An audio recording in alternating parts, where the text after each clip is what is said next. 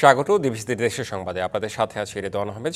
জুলাই আন্দোলনের চেতনাকে ঘিরে নতুন রাজনৈতিক দলগুলোর কাছে মানুষের প্রত্যাশা অনেক। বৈষম্য ও দুর্নীতিমুক্ত দেশ গঠন করতে সহায়ক হবে নতুন দল, এমন আশা তাদের। এছাড়াও স্বাধীনতার স্বপ্ন বাস্তবায়নে নতুন এই দল অগ্রণী ভূমিকা রাখতে পারে বলে মনে করছে সাধারণ মানুষ।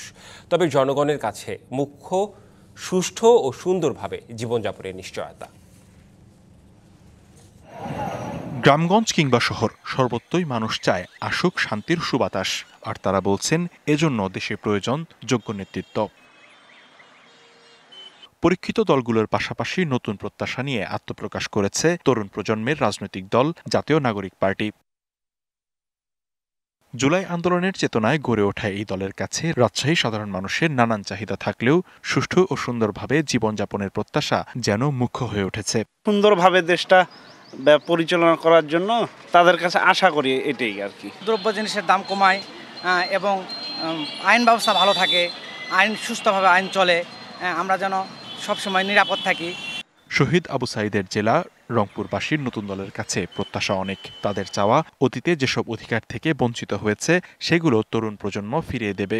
আমরা মনে করি এই নতুন প্রজন্ম এই রাজনৈতিক দলের মাধ্যমে দেশে নতুন কিছু পাবে। পুনরাবৃত্তি না ঘটুক, তারা নতুনভাবে নতুন প্রত্যয়, নতুন বাংলাদেশ গঠন করুক।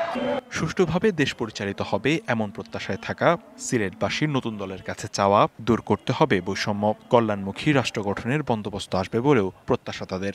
বাংলাদেশের সকল পথ, সকল মত, সকলকেই নিয়েই যাতে এগিয়ে চলে, সেটি তরুণদের প্রত্যাশা। সুন্দর রাজনৈতিক পরিবেশ তৈরি করার ক্ষেত্রে আমি আশা করব যে তারা একটা ভালো ভূমিকা রাখবেন। স্বাধীনতার স্বপ্ন বাস্তবায়নে নতুন এই দল অগ্রণী ভূমিকা রাখতে পারবে বলে মনে করে খুলনা সচেতন মহল। তাদের মধ্যে আমি মনে করি এখনো দুর্নীতি, অসততা, এরা ছোঁয়া এখন ওইভাবে পায়নি। তাদের মধ্যে এখনো নিটল দেশপ্রেমটা আছে এবং এই দেশপ্রেমটাকে জাগিয়ে যদি তোলা যায় এবং আমরা মনে করি তারা এই অনুকূল পরিবেশ পেলে তারা কিন্তু এই দেশপ্রেমটাকে জাগিয়ে তোলে। নতুন দলের কাছে ব্যবসায়ীদের প্রত্যাশা অগ্রাধিকার দিয়ে নজর দেবে ব্যাংকিং খাত ও বিদেশি বিনিয়োগের দিকে। এই নতুন নতুন যেই মেধা এবং নতুন নতুন বিনিয়োগের যে সম্ভাবনাগুলো রয়েছে সেই বিষয়গুলি নিয়ে আমাদের তরুণদের যেই পলিটিক্যাল পার্টিটা আছে সেই পার্টির মাধ্যমে ওনারা এইসব প্রোগ্রামগুলোকে আরও ব্যাপকভাবে বেগবান করবে। পট পরিবর্তনের পর দেশে গণতান্ত্রিক ধারা অব্যাহত থাকবে, এমনটাই প্রত্যাশা সাধারণ মানুষের। Likhon Kanti Bhowmik, DBC news desk. Ramzan ঘিরে কিছু পণ্যের দাম বাড়লেও সারা দেশে বেশিরভাগ নিত্যপণ্যের দামই স্থিতিশীল।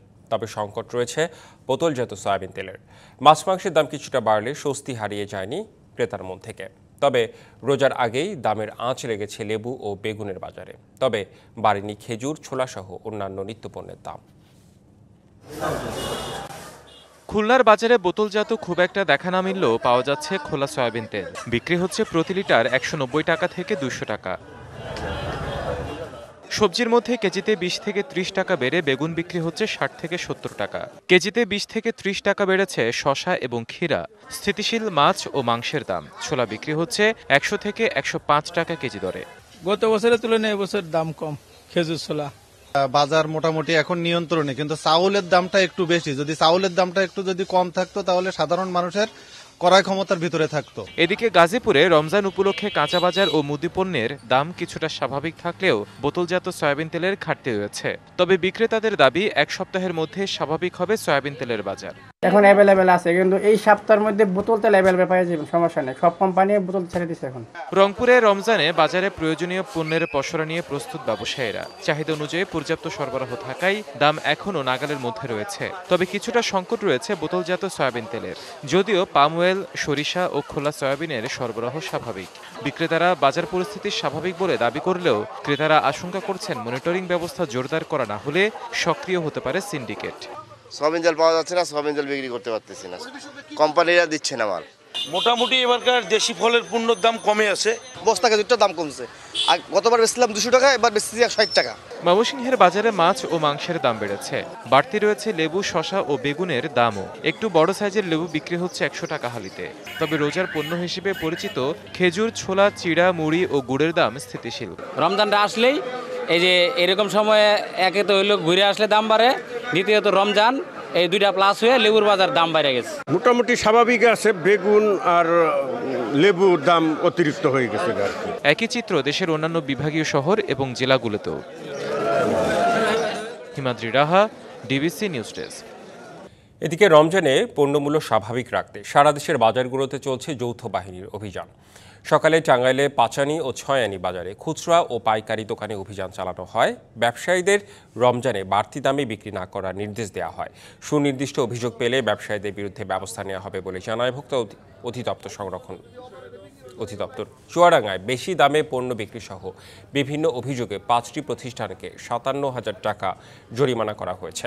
সকালে সেমাই তৈরি কারখানা, পাইকারি ও খুচরা পর্যায়ে বিভিন্ন প্রতিষ্ঠানে নিত্য প্রয়োজনীয় পণ্যের প্রতিষ্ঠান তদারকি করা হয়। জনস্বার্থে এ অভিযান অব্যাহত থাকার কথা জানায় জাতীয় ভোক্তা অধিকার সংরক্ষণ অধিদপ্তর। হিমাগারে সংরক্ষিত আলুর বস্তা ভাড়া দ্বিগুণ বৃদ্ধির প্রতিবাদে লালমনিরহাটের মহেন্দ্রনগর মহাসড়কে আলু ফেলে মানববন্ধন করছে চাষিরা। সকাল 11টা থেকে কৃষকরা এই আন্দোলনে অংশ নেয়। হিমাগারে আলু সংরক্ষণের ক্ষেত্রে পূর্বের মূল্য নির্ধারণের দাবি জানান কৃষকরা। আগামী 24 ঘন্টার মধ্যে হিমাগার মালিকপক্ষ পূর্বের দামে আলু সংরক্ষণের ব্যবস্থা না নিলে আন্দোলনের হুঁশিয়ারি দেয় আন্দোলনকারীরা। বাংলাদেশ মিয়ানমার সীমান্তে সুরক্ষা জোরদারের জন্য গঠিত হল উখিয়া ব্যাটালিয়ন 64 বিজিবি। ব্যাটালিয়নটির পতাকা উত্তোলন করেন স্বরাষ্ট্র উপদেষ্টা। জানান, মিয়ানমারের অস্থিরতার প্রভাব যাতে দেশে না পড়ে সে লক্ষ্যেই কাজ করবে এই ব্যাটালিয়ন। সীমান্তে সুরক্ষা জোরদারের জন্য উখিয়া ব্যাটালিয়ন 64 বিজিবি ছিল সময়ের দাবি। অনুষ্ঠানে বিজিবি ডিজি সীমান্ত রক্ষায় নবগঠিত এই ব্যাটালিয়ন সহ বিজিবির প্রতিটি সদস্যকে দৃঢ় প্রত্যয়ে কাজ করে যাবার আহ্বান জানান। ভারতীয়রা সীমান্ত আইন না মানলে বিজিবি আরও কঠোর হবে বলে হুঁশিয়ারি দেন। এমবিবিএস ডিগ্রি ছাড়া ডাক্তার পদবি ব্যবহার, বিসিএস পরীক্ষায় বয়স বৃদ্ধি সহ 5 দফা দাবিতে রংপুর মেডিকেল কলেজ হাসপাতালে কর্মবিরতি পালন করছেন ইন্টার্ন চিকিৎসকরা বলেন, এমবিবিএস এবং বিডিএম ডিগ্রিধারী চিকিৎসকরা নামের আগে ডাক্তার লাগাতে পারেন, কিন্তু এসএসসি পাশ করে ম্যাথস এবং স্ট্যাকমুক যারা করেন তারা ডাক্তার নন, তারা মেডিকেল অ্যাসিস্ট্যান্ট। নামের আগে ডাক্তার শব্দ ব্যবহার করে সাধারণ মানুষের সঙ্গে প্রতারণা করা হচ্ছে বলেও জানান তারা। এদিকে কর্তৃপক্ষের আশ্বাসে 12ই মার্চ হাইকোর্টের রায় না হওয়া পর্যন্ত 5 দফা দাবিতে কর্মবিরতি ও ক্লাস বর্জন কর্মসূচি প্রত্যাহার করেছেন চট্টগ্রাম মেডিকেল কলেজ হাসপাতালের ইন্টার্ন চিকিৎসক ও শিক্ষার্থীরা। দেশের সংবাদে এই ছিল এখনকার মতো, সঙ্গেই থাকুন।